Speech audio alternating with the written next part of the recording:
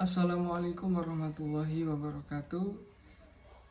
Yang saya hormati Bapak dosen pengampu mata kuliah kecerdasan buatan, yaitu Bapak Christian Skom Mkom, serta teman-teman sekalian yang saya banggakan. Pertama-tama marilah kita panjatkan puji dan syukur kehadirat Tuhan Yang Maha Esa, karena atas rahmat dan karunia kita semua masih diberikan kesehatan, kesempatan, kemudian hingga pada hari ini. Perkenalkan, nama saya Renaldi Indrayuda dengan NIM 240 250 50 20 48 dari program Studi Teknik Informatika kelas B Fakultas Ilmu Komputer Universitas Tomakaka Mamuju. Pada kesempatan kali ini saya akan menyampaikan sebuah materi yang berjudul Pemanfaatan Generatif AI dalam Produktivitas Mahasiswa. Sebelum saya masuk ke isi pembahasan, saya ingin mengajak teman-teman semua untuk membayangkan sebuah situasi yang mungkin hampir setiap mahasiswa pernah alami. Misalnya besok pagi kita harus mengumpulkan tugas kuliah, namun sampai malam hari tugas tersebut belum selesai. Referensi yang harus dibaca sangat banyak. Ada jurnal berbahasa Inggris yang sulit dipahami. Kemudian kita juga harus membuat presentasi, menyusun laporan, bahkan bagi mahasiswa teknik informatika masih harus memperbaiki program yang error. Dalam kondisi seperti itu, tentu kita akan merasa bingung, kewalahan, bahkan terkadang kehabisan waktu. Nah, beberapa tahun yang lalu, jika mengalami kondisi tersebut, kita hanya bisa mencari solusi melalui buku, bertanya kepada teman, atau mencari informasi melalui mesin pencari seperti Google. Semua itu membutuhkan waktu yang tidak sedikit karena kita harus membuka banyak sumber, membaca satu persatu, kemudian menyusun sendiri informasi yang diperoleh. Namun sekarang kondisinya sudah jauh berbeda. Perkembangan teknologi telah menghadirkan sesuatu yang disebut Generative Artificial Intelligence, atau yang lebih dikenal dengan generatif AI. Dengan adanya teknologi ini, kita cukup mengetikkan sebuah pertanyaan atau instruksi. Kemudian dalam hitungan detik, AI dapat memberikan penjelasan, membuat ringkasan, membantu membuat presentasi, membantu menulis kode program, bahkan membantu menyusun kerangka makalah. Contoh yang paling sering digunakan tentu adalah ChatGPT.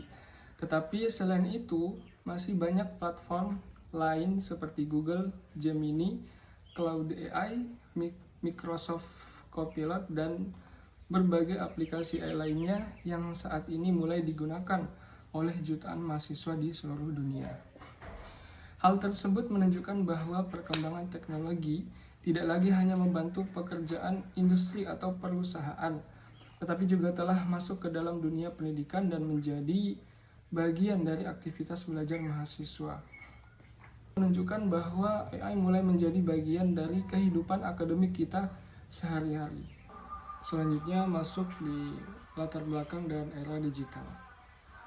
Revolusi belajar masa kini, teknologi artificial intelligence AI kini bukan sekedar instrumen atau otomatisasi biasa, melainkan katalisator utama transformasi dunia pendidikan global. Munculnya generatif AI memungkinkan terciptanya interaksi adaptif di mana komputer mampu menyintesis teks, membuat presentasi hingga menulis kode program yang kompleks berdasarkan instruksi sederhana. Selanjutnya, rumusan masalah dan tujuan pembahasan. Nah, dalam presentasi ini terdapat 3 rumusan masalah dan 3 tujuan pembahasan.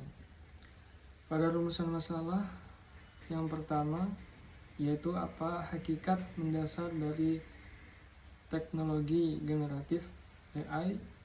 Yang kedua, bagaimana model implementasinya untuk mendukung mahasiswa. Dan apa tantangan utama etika pengguna AI di bidang pendidikan.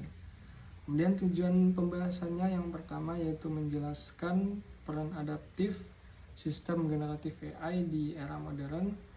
memahami aspek fungsional AI untuk akselerasi produktivitas akademik, dan menganalisis resiko plagiarisme dan degradasi berpikir kritis.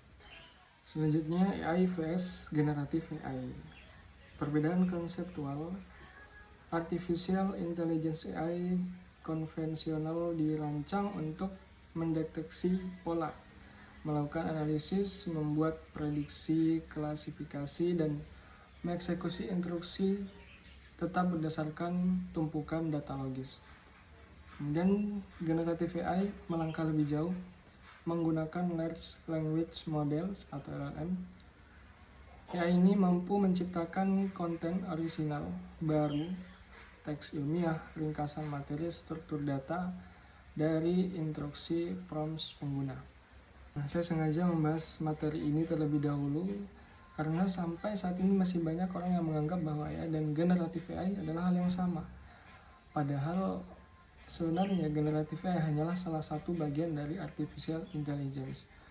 Agar lebih mudah dipahami, saya akan menjelaskan mulai dari pengertian AI terlebih dahulu. Artificial intelligence atau yang biasa disingkat AI secara sederhana dapat diartikan sebagai teknologi yang dirancang agar komputer mampu meniru kemampuan berpikir manusia.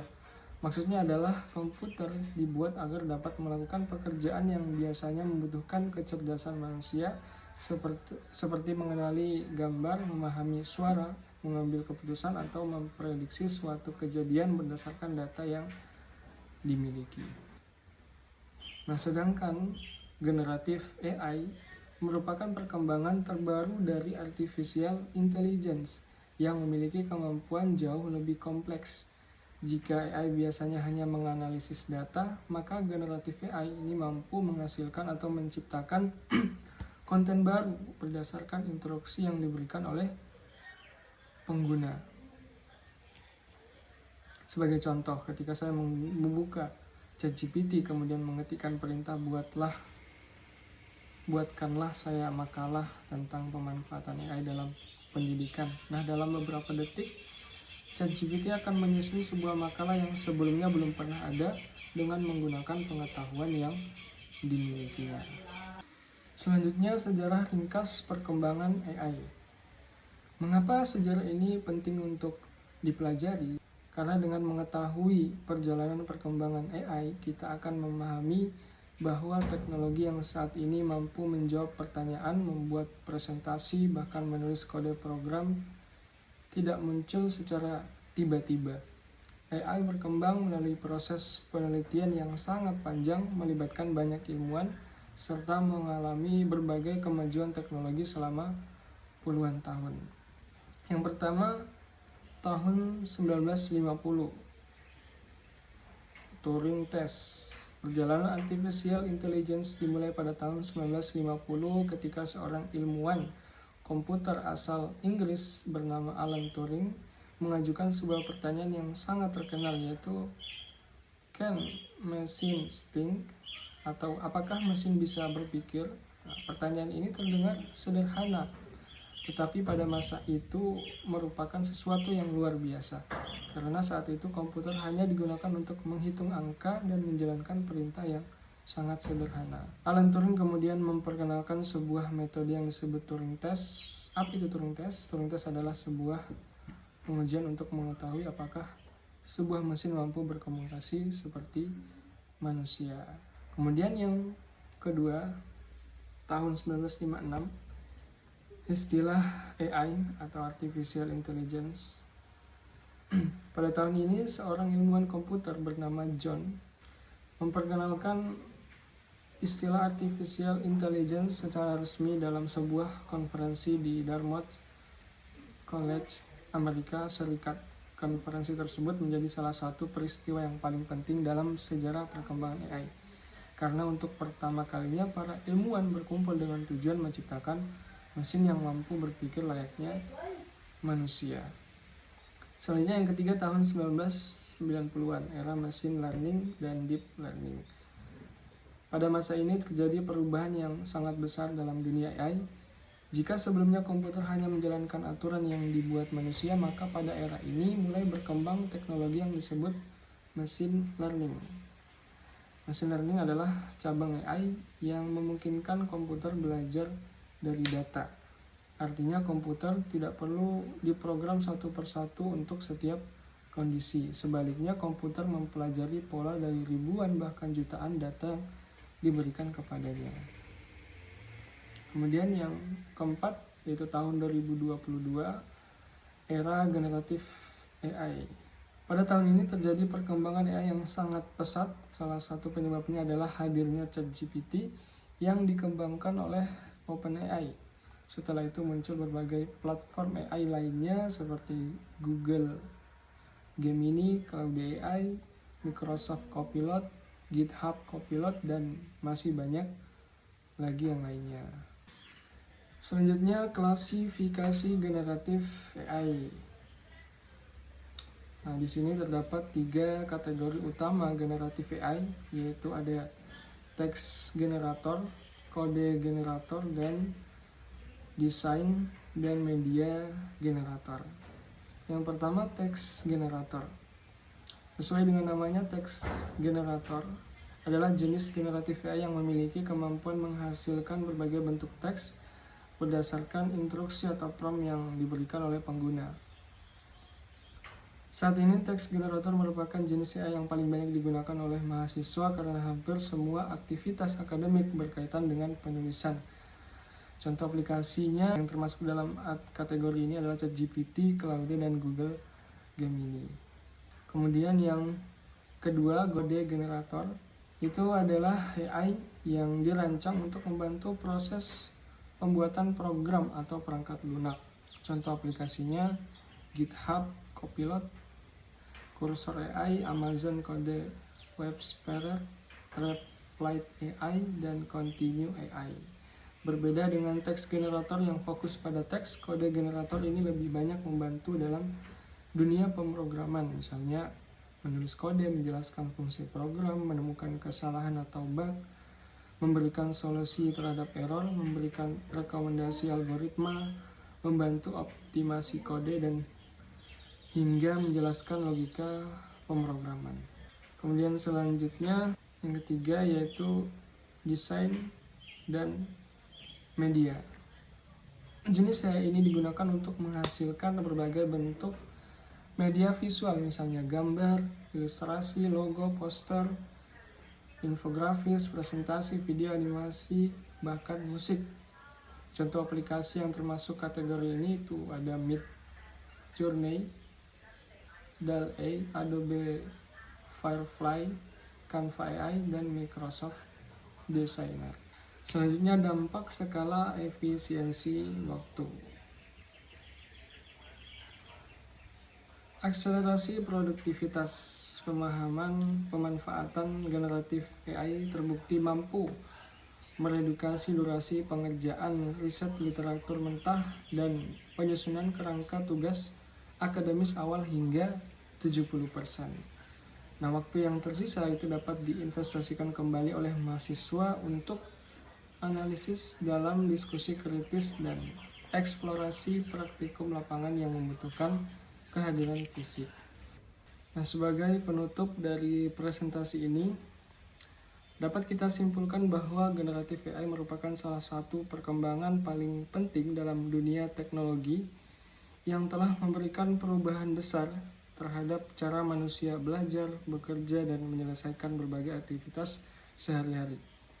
Dari materi yang telah kita bahas, kita mengetahui bahwa Artificial Intelligence (AI) adalah teknologi yang dirancang untuk meniru kemampuan berpikir manusia dalam menyelesaikan suatu tugas.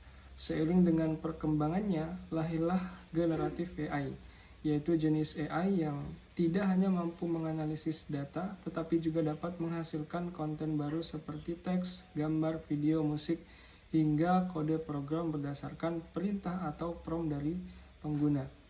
Kita juga telah mempelajari bahwa perkembangan AI tidak terjadi secara instan. Jadi perjalanan AI itu dimulai dari gagasan Alan Turing pada tahun 1950, kemudian diperkenalkannya istilah Artificial Intelligence oleh John McCarthy pada tahun 1956, Selanjutnya, perkembangan machine learning dan deep learning menjadi fondasi lahirlah generatif AI yang saat ini dimanfaatkan oleh jutaan orang di seluruh dunia. Di dalam dunia pendidikan, khususnya bagi mahasiswa, generatif AI memiliki banyak manfaat. AI yang dapat membantu mencari dan memahami referensi, merangkum materi kuliah, menyusun kerangka makalah, membantu proses pemrograman, membuat desain presentasi, hingga menjadi tutor belajar yang dapat diakses selama 24 jam. Dengan kemampuan tersebut, AI mampu meningkatkan efisiensi waktu dan produktivitas mahasiswa sehingga proses belajar menjadi lebih efektif. Namun di balik berbagai manfaat tersebut, kita juga harus menyadari bahwa generatif AI memiliki keterbatasan dan tantangan.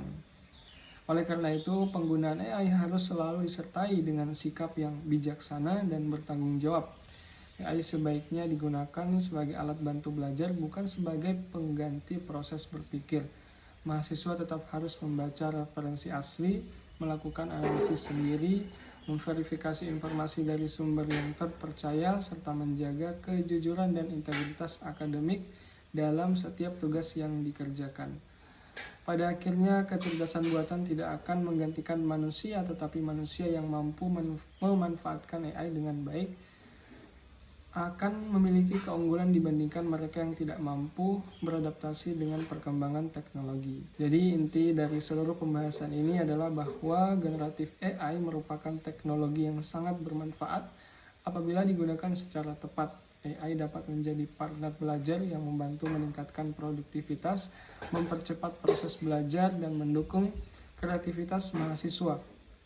Namun, keberhasilan pemanfaatan tetap bergantung pada kebijaksanaan, tanggung jawab, serta kemampuan manusia dalam menggunakan teknologi tersebut secara benar. Demikianlah presentasi yang dapat saya sampaikan. Apabila selama penyampaian materi terdapat kekurangan, kesalahan penyampaian, atau informasi yang kurang berkenan, saya memohon maaf yang sebesar-besarnya, karena kesempurnaan hanya milik Tuhan yang Maha Esa. Terima kasih atas perhatian Bapak dosen dan teman-teman sekalian. Saya akhiri, wassalamualaikum warahmatullahi wabarakatuh.